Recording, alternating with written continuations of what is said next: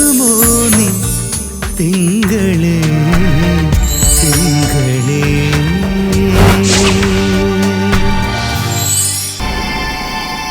ഞാൻ അക്കാര്യം പറഞ്ഞപ്പോ അവള് ചാടിയത് കണ്ടില്ലേ? അതവനാ ഉറപ്പാ.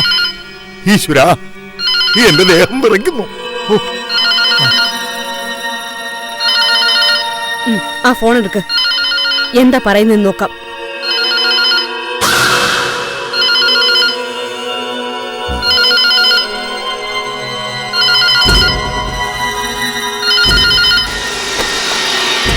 ഹലോ.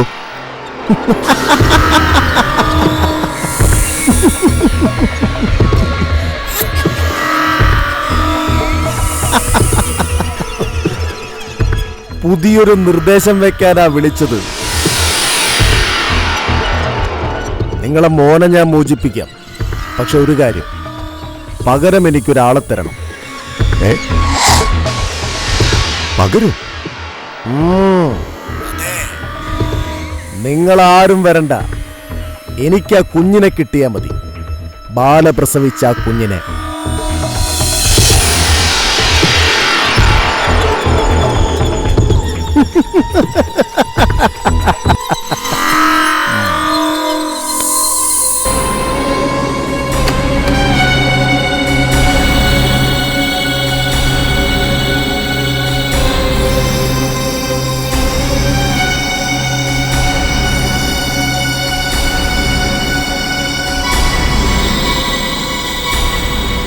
എന്താ എന്താ പറഞ്ഞത്?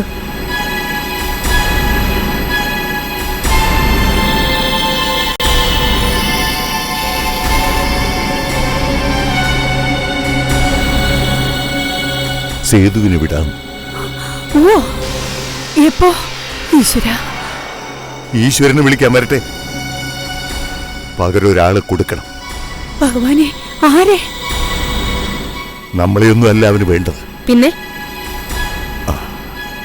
ബാല പ്രസവിച്ച ആ കുഞ്ഞിനെ കൊടുത്താൽ സേതുവിനെ വിടാമെന്ന അവന്റെ വ്യവസ്ഥ. ഇതാ പറ്റിയ അവസരം. ബാലയുടെ കുഞ്ഞിനെ കൊടുത്ത് നമുക്ക് സേതുവിനെ മോചിപ്പിക്കാം. അതിന് കുഞ്ഞിനെ കൊടുക്കാൻ അവള് തയ്യാറാവോ? അവളെ കൊണ്ട് സമ്മതിപ്പിക്കണം. അന്യന്റെ സന്തതിയെ കൊണ്ട് അങ്ങനെയെങ്കിലും ഒരു ഉപകാരം ഉണ്ടാവട്ടെ. അവള് സമ്മതിക്കില്ല. സേതുവിനെ രക്ഷപ്പെടുത്താൻ ഇതേ മാർഗമുള്ളൂ. ഈ അവസരം എങ്ങനെയും പ്രയോജനപ്പെടുത്തണം. കുട്ടിയെ എങ്ങനെയെങ്കിലും കൊടുത്ത് സേതുവിനെ നമുക്ക് പുറത്തിറക്കാം. നമുക്കെന്തായാലും അവളോടൊന്ന് പറഞ്ഞു നോക്കാം. വാ.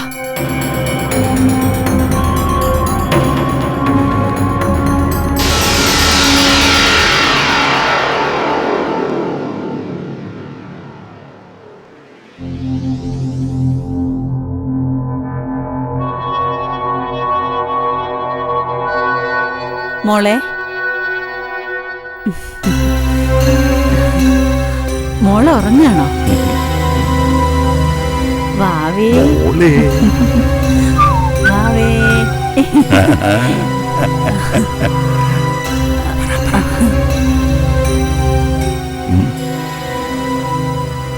മോളെ, ഞങ്ങൾക്കൊരു കാര്യം സംസാരിക്കാനുണ്ട്. ആ മഹേന്ദ്രൻ ഇപ്പൊ വിളിച്ചിരുന്നു. സേതുവിനെ വിടാന്ന് പറഞ്ഞു. സേതുവിനെ വിടാമെന്ന് പറഞ്ഞു. ഈശ്വരൻ എന്റെ പ്രാർത്ഥന കേട്ടു. പക്ഷേ ഒരു ഡിമാൻഡ് അയാൾ വെച്ചിട്ടുണ്ട്. എന്ത് ഡിമാൻഡ്? ഞങ്ങളതെങ്ങനെ മോളോട് പറയും? പറയൂ അമ്മേ. സേതുവിനെ വിടുന്നതിന് പകരമായി അവൻ ഈ കുഞ്ഞിനെയാ ചോദിക്കുന്നത്.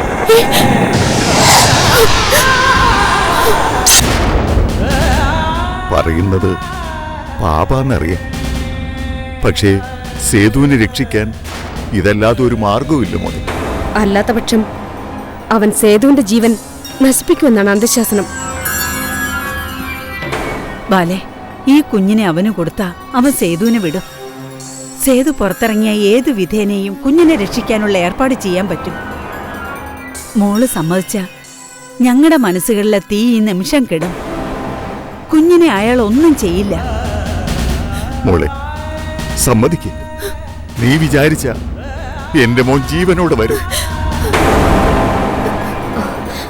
ഞാൻ വിളിച്ചു പറയട്ടെ കുഞ്ഞിനെ തരാന്നു?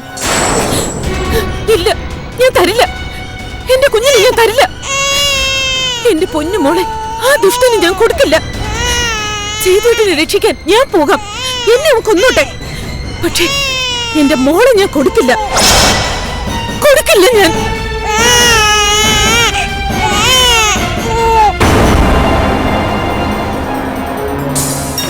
ഇപ്പൊ മനസ്സിലായില്ലേ ബാലാമണിയുടെ ഉള്ളിലിരിപ്പ്? താലി കെട്ടിയ പുരുഷനേക്കാളും അവൾക്ക് പഥ്യം നശിച്ച സന്തതിയാ. സേതു ചത്താലും അവക്കൊന്നുമില്ല. അവക്ക് ആ കുഞ്ഞിനെ മതി. ഇനി നമ്മൾ എന്ത് ചെയ്യും? ചെയ്യാനൊന്നു മാത്രമേ ഉള്ളൂ. കുഞ്ഞിനെ മഹേന്ദ്രന് നൽകുക. അവൾ സമ്മതിക്കില്ല എന്ന് വെച്ചാ പിന്നെ എന്ത് ചെയ്യാനാ? ചെയ്യാനൊക്കെ വഴിയുണ്ട്. അവളുടെ സമ്മതത്തിന് കാത്തു നിൽക്കാതെ കുഞ്ഞിനെ കൊടുക്കുക. എങ്ങനെ? നിങ്ങൾ എന്റെ കൂടെ ഉറച്ചു നിൽക്കുന്ന ഉറപ്പുണ്ടെങ്കിൽ പുഷ്പം പോലെ കുഞ്ഞിനെ ആ മഹേന്ദ്രന്റെ അടുത്തെത്തിച്ച് സേതുവിനെ മോചിപ്പിക്കുന്ന കാര്യം ഞാൻ ഏറ്റു.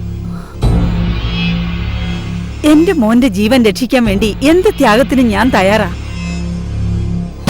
എന്നാ അവൾ അറിയാതെ കുഞ്ഞിനെ നമുക്ക് അവളിൽ നിന്നും വേർപിരിക്കണം. എങ്ങനെ? എന്ത് മാർഗം ഉപയോഗിച്ച്? അവൾക്ക് മയങ്ങാനുള്ള എന്തെങ്കിലും മെഡിസിൻ ആഹാരത്തിന് കൂടെ കൊടുത്താൽ മതി. അവളെല്ലാം മറന്ന് തളർന്നുറങ്ങുമ്പോ കുഞ്ഞിനെ എടുത്തോണ്ട് പോകും നമ്മൾ. ഉണരുമ്പോ കാര്യം പറയും. ആ സ്റ്റീഫൻ വന്ന് കുഞ്ഞിനെ എടുത്തോണ്ട് പോയിരുന്നു. എന്താ? അത് നല്ല ബുദ്ധിയാ. എന്നാ ഇനി ഒട്ടും വൈകണ്ട.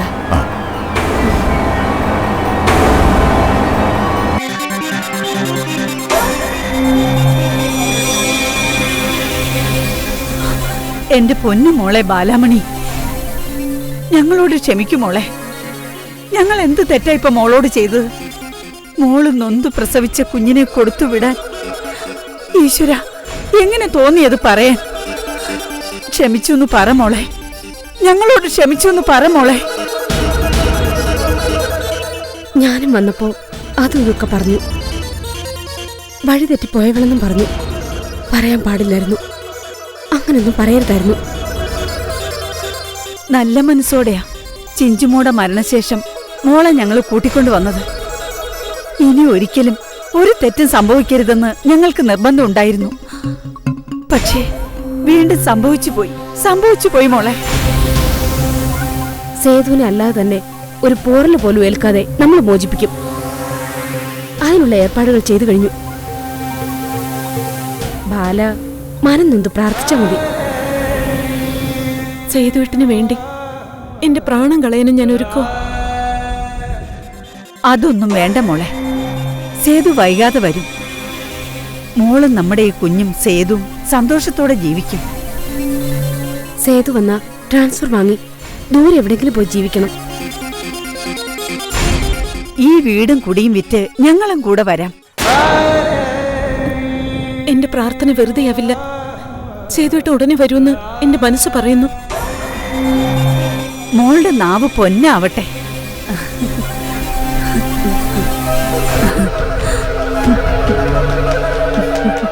മോൾ ഇവിടെ കിടന്നോ. വാ കിടക്ക്, റെസ്റ്റ് എടുക്ക. മോളൊന്നും ആലോചിച്ച് വിഷമിക്കണ്ട. സേതു ഇപ്പൊ വരും. മോള് റെസ്റ്റ് എടുക്ക്.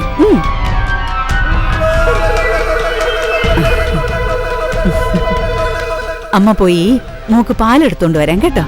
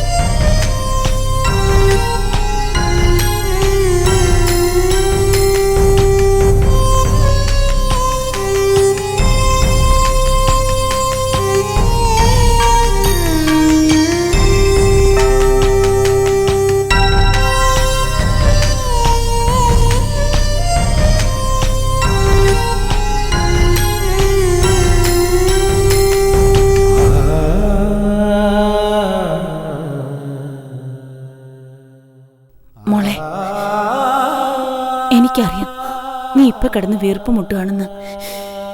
അമ്മ എല്ലാത്തിന്നും നിന്നെ വിലക്കുന്നത് നിന്റെ നന്മയെ കരുതിയ. അറിയാമേ, എനിക്ക് നന്നായി അറിയാം. എങ്കിലും മനസ്സിൽ നിന്ന് ചില ചിത്രങ്ങൾ മായുന്നില്ല. ശ്രീമംഗലത്തെ സേതുശേഖരൻ തമ്പി, ബാലാമണി എന്ന സാധു സ്ത്രീ, മരിച്ചുപോയ ചിഞ്ചുമോൾ, ഒരുപാട് സ്നേഹവും വെറുപ്പും മനസ്സിൽ സൂക്ഷിച്ചു വെച്ചിട്ടുള്ള വിമലാമ്മയും തമ്പി സാറും. ഒന്നും എനിക്ക് പെട്ടെന്ന് മറക്കാൻ കഴിയുന്നില്ല അമ്മേ. നല്ല മനുഷ്യനായിരുന്നു സേതു. ഒരു ക്രിമിനൽ ആ മനുഷ്യന്റെ പൊന്നാമനായിരുന്ന മകളെ കൊന്ന് അദ്ദേഹത്തെ ബന്ദിയാക്കി വെച്ചിരിക്കുന്നു. ഞാൻ ഇടപെടേണ്ടതായിരുന്നു, അദ്ദേഹത്തെ രക്ഷിക്കേണ്ടതായിരുന്നു. അതിന്ന് അമ്മ എന്നെ ഇങ്ങോട്ട് കൂട്ടിക്കൊണ്ടു പോകുന്നത്. തെറ്റില്ല, ഞാൻ ചെയ്തതിൽ ഒട്ടും തെറ്റില്ല. പട്ടിയെ പോലെ തൊഴിച്ചെറിഞ്ഞിട്ടും നീ അവിടെ അനുസരണയോടെ എന്തൊക്കെ ഉപകാരങ്ങൾ ചെയ്തു. എന്നിട്ടും കള്ളനാണയമെന്ന പേര് അമ്മയ്ക്ക് സഹിക്കാണ്ടായപ്പോഴാ വന്നതും നിന്നെ കൂട്ടിക്കൊണ്ടു പോന്നതും. ഓർത്തിരിക്കേണ്ട പലതും മറന്നുകൊണ്ട് മറക്കേണ്ടതെല്ലാം ഓർത്തിരിക്കുന്നതാ നിന്റെ സ്വഭാവം. അബദ്ധങ്ങൾ പലതും നീ ചെയ്തു. അമ്മയെല്ലാം സഹിച്ചു, ക്ഷമിച്ചു. കിഷന്റെ കാര്യത്തിലും നീ എടുത്തുചാട്ടം കാണിച്ചു.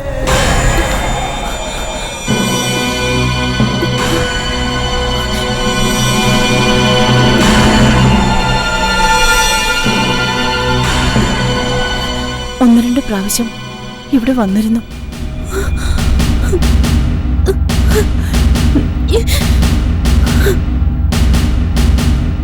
കിഷന്റെ ഉള്ളില് സ്നേഹമുണ്ട് മോളെ.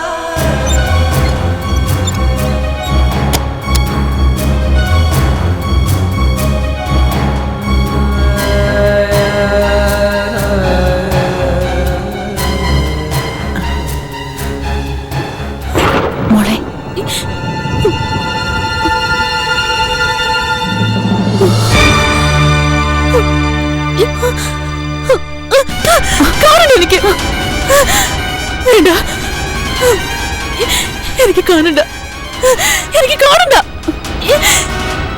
എനിക്കയാളെ കാണണ്ട, എനിക്കാരെയും കാണണ്ടെന്ന് പറഞ്ഞിട്ടില്ലേ? ഇനിമേല ഇതൊന്നും എന്നെ കാണിക്കണ്ട, എനിക്കൊന്നും കാണണ്ട, കാണണമെന്ന് പറഞ്ഞില്ലേ? Ha